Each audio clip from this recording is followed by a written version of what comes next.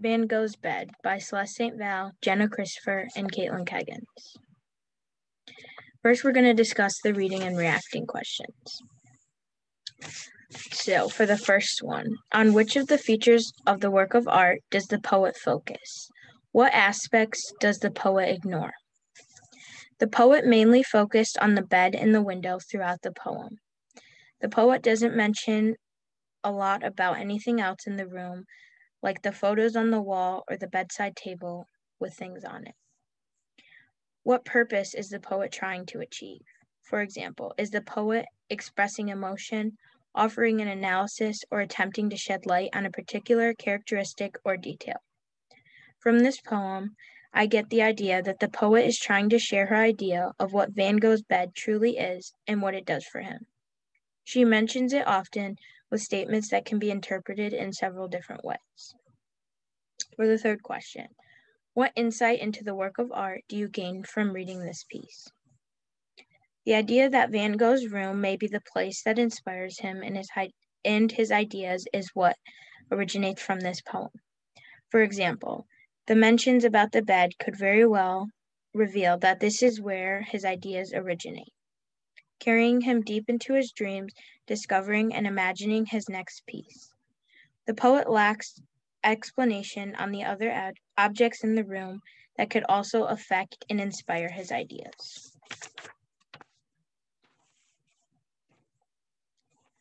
So some questions that this work of art may inspire are that Van Gogh was sort of a depressed person and lonely, but his room was very bright and colorful and had a lot of things that would express otherwise.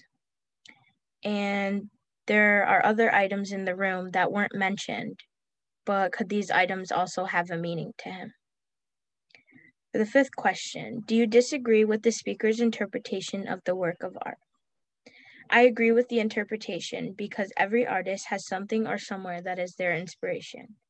Van Gogh had a true meaning behind his piece, so for Flanders to take the piece and focus on it was a valid idea. So for the word choice and the word order, author Jane Flanders uses her writing to kind of paint the picture of Van Gogh's room. One notable thing she does in the poem is choosing not to include the subject in the beginning of each stanza. Instead, she starts with the descriptive word and builds the rest of the stanza off of that word. For example, she starts with is orange to describe the bed and is clumsy to describe the person who might live in the room, which very well could be Van Gogh himself. So this choice of writing grabs the reader's attention and is thought-provoking to the audience. And so for the voice, the poem reflects the author's voice, which informs readers of the author's attitude, which comes across as rather negative. Through the author's perspective, the room is seemingly small as learned by descriptive words such as narrow and empty. However, when looking at the actual painting of Van Gogh's room, the room seems a lot bigger than Flanders describes it to be, to me at least, and this goes to show the multiplicity of perspectives. And for tone, we decided that the tone is kind of melancholic. In Van Gogh's painting, he liked to use bright colors such as orange.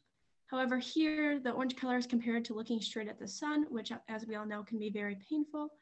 The bed frame is old, there's emptiness in the room, and the author uses the phrase memory of happiness and emphasis on the word memory, which kind of indicates that the happiness isn't really there anymore.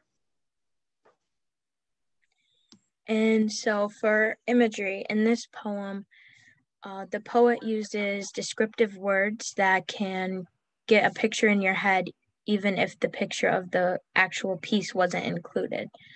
So how the bed looks, it was old looking, and what color it was and how it was shaped, you could tell that it wasn't like a modern version. So you could picture like a rustic wood bed.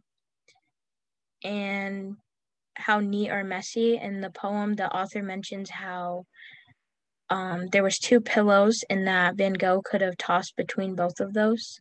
So you can kind of put a picture into your head of what it would look like.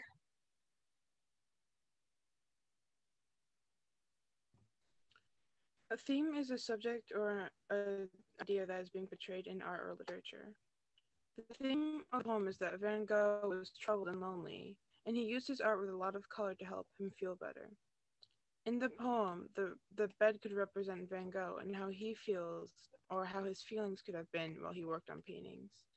In his paintings, he uses a lot of different and and vibrant colors to express himself, as colors can all have different meanings, like orange can symbolize happiness and blue can symbolize sadness. Paintings can help a person express themselves, like what Van Gogh did with his paintings. In his painting The Bedroom and Jane Flanders' poem Van Gogh's Bed, there are many vibrant colors, and Flanders does emphasize certain colors, the main one being orange. A figure of speech is a word or phrase that can be used non-rhetorically to get a certain meaning or effect. One that was used was that the bed was being compared to Cinderella's carriage, saying it brings the person sleeping in it on a bumpy journey. Personification was towards the bed, calling it clumsy or friendly, which could also actually just be meaning that the bed could be Van Gogh and describing Van Gogh as clumsy or friendly. A hyperbole used was the old wife beat the mattress, which most likely did not mean that an old woman beat a mattress until it was soft. It was just used often by many people, which could have been which the wife. And the irony used that said that the bed is empty, then later says the bed is a memory of happiness, which could be describing Van Gogh's conflicting feelings that he feels a lot throughout life. Here's our bibliography, and thank you for watching.